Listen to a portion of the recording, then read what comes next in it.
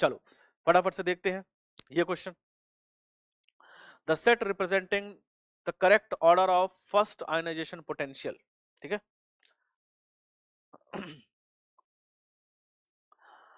Ionization potential की बात कर रहा है, तो अगर हम आयनाइजेशन पोटेंशियल या आयनाइजेशन एनर्जी का ऑर्डर देखें बच्चों, है ना, सिंपल सी चीज है, पहले ऑर्डर बना लेते हैं, कॉन्सेप्ट बना लेते हैं। अगर आप ऑप्शंस अपने देखो तो सबके सब एटॉमिक स्टेट में है, कोई चार्ज प्रेजेंट नहीं है, तो आपको पीरियोडिक टेबल का अरेंजमेंट काम कर जाएगा। कैसे काम करेगा जरा देखना।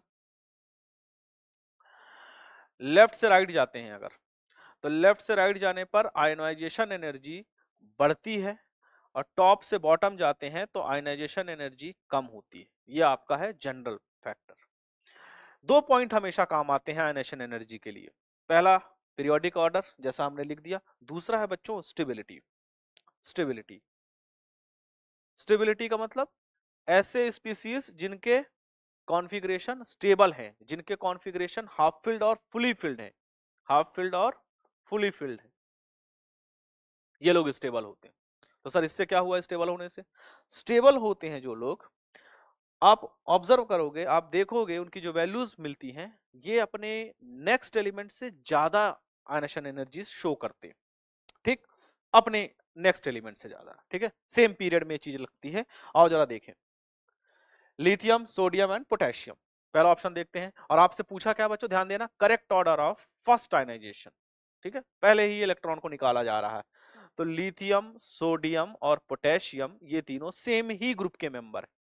और जैसा हम लोगों ने पढ़ा है कि नीचे जाने पर आयनाइजेशन एनर्जी कम होएगी, तो सबसे ज्यादा हो जाएगी लिथियम की, फिर सोडियम, और सबसे कम हो जाएगी पोटेशियम की। इसमें क्या बोला देखो, पोटेशियम के सबसे आगे कर दिया, गलत हो गया। सही बात है क्या, है ना। फिर देखो अगर आप ध्यान दें सेकंड वाले में, बेरिलियम, मैग्नीशियम और कैल्शियम। बेरिलियम, मैग्नीशियम और कैल्शियम ये सेकंड ग्रुप के सेम ग्रुप के ही मेंबर है, सेकंड ग्रुप के ही मेंबर है, बेरिलियम, मैग्नीशियम, कैल्शियम। फिर यहां पर भी सेम चीज, नीचे जाएंगे आयनाइजेशन एनर्जी कम, नीचे जाएंगे आयनाइजेशन एनर्जी कम। क्लियर है क्या मामला? तो बेरिलियम, मैग्नीशियम और कैल्शियम, बेरिलियम, मैग्नीशियम और कैल्शियम बिल्कुल सही काम कर रहा है। थर्ड वाले को देखो, बोरॉन, कार्बन और नाइट्रोजन। बोरॉन, कार्बन और नाइट्रोजन सेम पीरियड के मेंबर हैं। पीरियोडिक टेबल सामने रखो, चेक करते चलो, बोरॉन, कार्बन, नाइट्रोजन।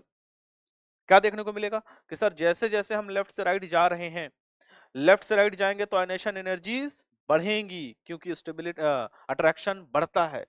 उसमें भी नाइट्रोजन तो P3 है, हाफ फिल्ड, इसकी वैल्यू तो ऑक्सीजन से भी ज्यादा होती है। ऑल्दो ऑक्सीजन यहाँ पर दिया नहीं है तो ठीक है, अपन ने यहीं पर संतुष्ट कर लिया, पर हमको पता है ये और ज्यादा है, ठीक है। बोरॉन, कार्बन और नाइट्रोजन, नाइट्रोजन की ज्यादा है। देखो इसने क्या लिख रखा है, पीछे कर रखा है इसको, तो ये तो मामला गलत है कि नहीं। लास्ट वाला देखो, जर्मेनियम, सिलिकॉन और कार्बन, ये ग्रुप नंबर 14 के मेंबर हैं। पीरियोडिक टेबल में आप देखोगे कार्बन के नीचे है सिलिकॉन और सिलिकॉन के नीचे है जर्मेनियम। नीचे जाएंगे आयनाइजेशन एनर्जी कम कम कम, ये देखो कार्बन सबसे ज्यादा होना चाहिए, इसने कार्बन को सबसे पीछे लिख दिया है, गलत है ना।